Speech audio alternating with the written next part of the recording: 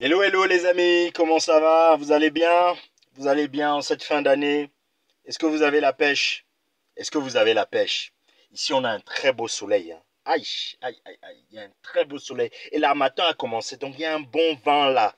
C'est un genre, en tout cas à Yaoundé, parce que Douala, excusez-moi les gars, mais on fond comme un glaçon au soleil. Donc, aujourd'hui, on va parler d'un sujet qui concerne tout le monde et qui concerne beaucoup de gens. Parce qu'on est dans une société qui va mal. Et dans une société qui va mal, une société va mal parce qu'elle a beaucoup de gens qui vont mal. Parce qu'il y a beaucoup de choses, de mauvaises choses qui se passent. Parce que les gens sont perturbés. Voilà, c'est pour ça que la société va mal. Et ce n'est pas une histoire seulement de la France, de la Côte d'Ivoire, du Sénégal, du Cameroun ou je ne sais pas quoi. C'est une histoire de développement personnel, c'est une histoire qui concerne tout le monde. Mais avant de commencer cette vidéo et parler de ce sujet très délicat, mettez déjà un j'aime, commentez. Commentez, partagez. Je vous encourage à commenter, hein, parce qu'en commentant, il y a des idées qui sortent et ça peut aider des autres. Ça peut aider des gens. Et même si vous n'avez pas compris quelque chose ou si vous n'êtes pas d'accord avec quelque chose, vous pouvez poser vos arguments tranquillement. C'est pas la haine. Il n'y a pas de souci. On a le droit de ne pas être d'accord sur certaines choses. On a le droit d'échanger entre adultes. C'est pas seulement une histoire d'insultes. Oh, tu ne vaux rien. Oh, tu dis n'importe quoi. Oh. Non. Soyez quand même civilisés, les amis. Donc, commentez, partagez, likez, etc., etc. Encouragez la chaîne. On est presque 12 000. Continuons. Continuons dans ce sens et abonnez-vous également à TikTok, à toutes mes autres chaînes. Par moments dans la vie, on a des moments où on se sent bien, où on respire, où on pète la forme. Et il y a d'autres moments dans la vie où on se sent très mal, où on a envie de voir personne. On est recroquevillé, on est renfermé sur soi-même. Et souvent, c'est la dépression. Parce qu'il y a il y a des différences entre déprime et dépression. Par moment, la déprime ou le blues, c'est tu te lèves le matin, tu es un peu un genre, tu as envie de parler à personne, etc. C'est le blues. La déprime, c'est quelque chose de passager. C'est-à-dire, vous êtes là, il y a peut-être un problème qui vous mine depuis quelques jours, etc. Vous êtes déprimé. Mais la dépression, c'est lorsque la déprime s'installe durablement dans le temps. Et là, ça devient dangereux. Parce que là, ça affecte même votre santé. Ça affecte votre santé physique, votre santé mentale. Ça affecte vos proches. Ça affecte vos poches. Ça affecte plein de choses. Et il faut faire attention. Il faut lutter contre ça. Ce n'est pas facile parce que nous vivons des temps difficiles avec de nombreux challenges. Beaucoup d'entre vous ont des problèmes d'argent. On le sait. Que vous soyez cadre, que vous soyez au chômage, que vous soyez étudiant ou autre, beaucoup d'entre vous ont des problèmes d'argent. Beaucoup d'entre vous ont des problèmes de cœur. Beaucoup d'entre vous ont des problèmes familiaux. Beaucoup d'entre vous, bref, la vie d'adulte. La vie d'adulte, ce sont les problèmes. Vous ne pourrez jamais y échapper. Comment lutter contre ça, contre la dépression? Parce que la dépression peut tuer. Ça peut tuer des familles, ça peut déchirer des gens. La première des choses, c'est l'aspect spirituel. Ah ouais, on revient sur ça. Gardez toujours un lien spirituel. Gardez toujours, parce que lorsque vous vous sentez mal, lorsque votre âme n'est pas en paix, lorsque votre âme est dérangée, c'est plus facile pour vous d'entrer en dépression. Mais lorsque vous êtes attaché à certaines valeurs, lorsque vous êtes attaché spirituellement à quelque chose, c'est-à-dire que vous avez quand même pied quelque part, vous avez quand même quelque chose, vous avez quand même un fil directeur qui vous empêche de ne pas vous perdre. Vous avez la prière, vous avez la méditation, vous avez quelque chose qui vous permet de garder le cap.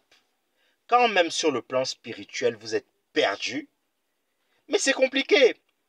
Personne ne vient vous soutenir. Vous ne pouvez pas parler, vous ne croyez pas en Dieu, vous ne pouvez pas parler à Dieu. Je ne dis pas que chacun croit ce qu'il veut, hein. S'il veut, il croit, s'il veut, il ne croit pas. Mais il y a des gens qui arrivent à se retrouver parce qu'ils vont, par exemple, à la mosquée, parce qu'ils vont à l'église, parce qu'ils ont une communauté, parce qu'ils lisent un passage biblique, parce que, voilà, il y a des gens qui arrivent à garder quand même la tête haute par rapport à ça. Ça, c'est la première chose. La deuxième chose, ne restez pas isolés. Ne restez pas isolés. C'est-à-dire que souvent, lorsqu'on a des problèmes, on a du mal à parler aux autres. C'est pour ça qu'il faut arrêter de se comporter. Il ne faut pas mépriser les gens. Vous avez besoin des gens. Ça peut être un frère, ça peut être un père, ça peut être une mère, ça peut être un ami qui est à l'écoute. C'est pour ça qu'il faut cultiver des amitiés vraies, des amitiés franches. Pas seulement des amitiés du mouvement. Les amitiés des gens qui viennent boire le champagne avec vous, parce qu'on est en décembre là, vous allez voir les nouveaux amis qui vont ressortir de nulle part. Les petites qui vont sortir de nulle part, qui ne vous calculez pas toute l'année là. C'est là que ces gens vont sortir pour avoir l'argent de poche de la fin d'année, l'argent des fêtes, comme elles disent, l'argent des fêtes. Non. Adossez-vous à des vraies amitiés, ou bien à des membres de votre famille dont vous êtes proches. Cultivez, il faut apprendre à cultiver les bonnes relations, les bons rapports avec les gens. Vous ne pouvez pas aimer tout le monde, vous ne pouvez pas être ami avec tout le monde, mais c'est pendant justement ces périodes difficiles que vous aurez besoin d'eux. Besoin d'eux, pas parce qu'ils vont vous prêter de l'argent forcément, mais rien que parce que ce seront des écoutes. Ils seront à l'écoute et ce seront des bons conseils. Ce seront des gens qui pourront vous prodiguer de bons conseils et qui pourront vous dire non, viens, ne reste pas seul. Viens, on prend un verre. Viens, je t'invite à manger un coup. Viens, j'ai un truc que j'organise. Ne reste pas seul chez toi. C'est très important. C'est là où l'amitié est fondamentale. C'est là où la famille, le cocon familial est fondamental.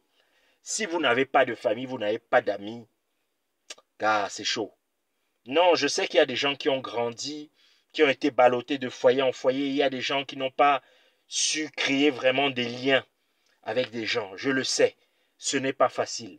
Mais faites tout lorsque vous grandissez, lorsque vous vous construisez, pour développer des amitiés sincères, des gens qui pourront vous écouter lorsque vous êtes au fond du trou. La troisième chose pour ne pas sombrer, soyez actifs. Soyez actifs, soyez toujours actifs. Parce que le problème, c'est que dans la dépression, vous êtes là, vous avez tendance à ruminer. Vous avez tendance à vous apitoyer sur votre sort. Arrêtez de vous focaliser sur un seul problème, de rester là, d'être inactif. Il y a certaines personnes, je parle de moi par exemple, qui se réfugient dans le travail pour oublier certains soucis. Réfugiez-vous dans des activités qui vous font vous sentir bien. Et je ne parle pas des activités comme aller se shooter la gueule avec de l'alcool, aller se droguer, aller voir les PUTE, etc. Non, je parle d'être actif, bosser sur des projets, garder un mindset positif. Avec ce mindset positif, vous pouvez ressortir la tête de l'eau. Vous pouvez trouver un sens à votre vie, un sens à vos projets et à vos activités. Ne restez pas là comme ça à ruminer, à vous focaliser sur un truc qui vous mine la santé, qui vous mine l'esprit. Restez actif. Ça, c'est l'un des secrets. Restez actif. Restez actif. Levez-vous. Ne restez pas à dormir chez vous. Faites quelque chose. Soyez actif. Apprenez quelque chose. Apprenez une nouvelle langue. Dessinez votre future maison. Je ne sais pas, faites signe à des proches que vous n'avez pas vus depuis longtemps. Ça, c'est l'un des moyens qui vous empêche. En fait, vous travaillez avec votre cerveau. C'est l'un des moyens qui vous empêche de rester focus sur ces problèmes et de sombrer dans la dépression. La quatrième chose que je vous conseille, c'est l'activité physique. L'activité physique est quelque chose qui va être bien pour votre mental et votre corps. On n'en parlera jamais assez.